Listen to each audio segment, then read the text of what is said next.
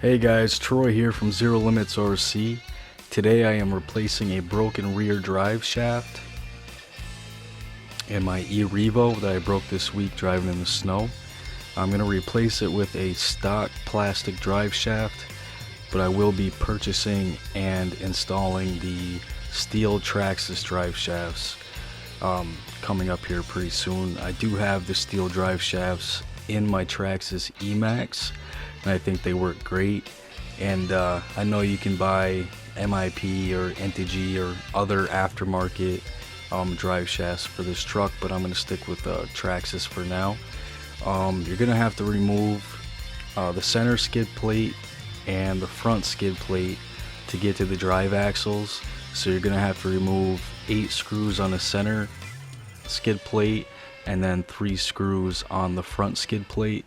And if you guys don't have a magnetic little tray for your screws and whatnot, I highly recommend getting one so you don't drop your screws on the floor and lose them. You can see that the yoke, the drive yoke on the shaft is broken, so that's no good. I gotta take that whole half shaft out and take the yoke off the transmission as well. You're gonna need your 2mm and 2.5mm Allen keys. Not a real big job at all. This was actually quite easy. Probably took me 20 minutes or so.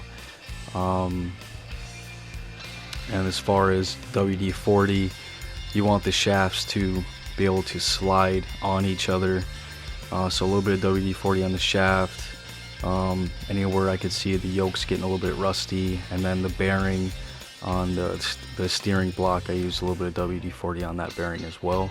It's important when you are replacing parts or whatnot to go ahead and clean off bearings and get dirt and debris out from underneath the truck so they can't get into your spur gear and eventually work its way into transmission, maybe even your differentials. Like I said, it's an easy repair. I do want to go with the steel center drives. If you're gonna have a brushless Revo or an Emax, you're eventually gonna have to upgrade your drive shafts.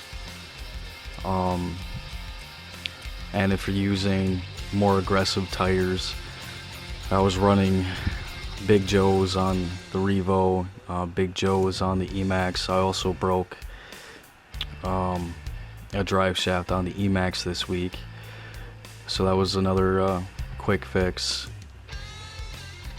But yeah, once you get the shaft replaced, you're reversing your steps by putting back on your skid plates, and I hope this helps you guys out. If you guys haven't done this before, I've done this a few times, so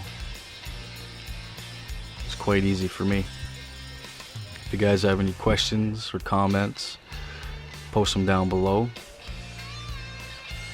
Until next time, take care, guys.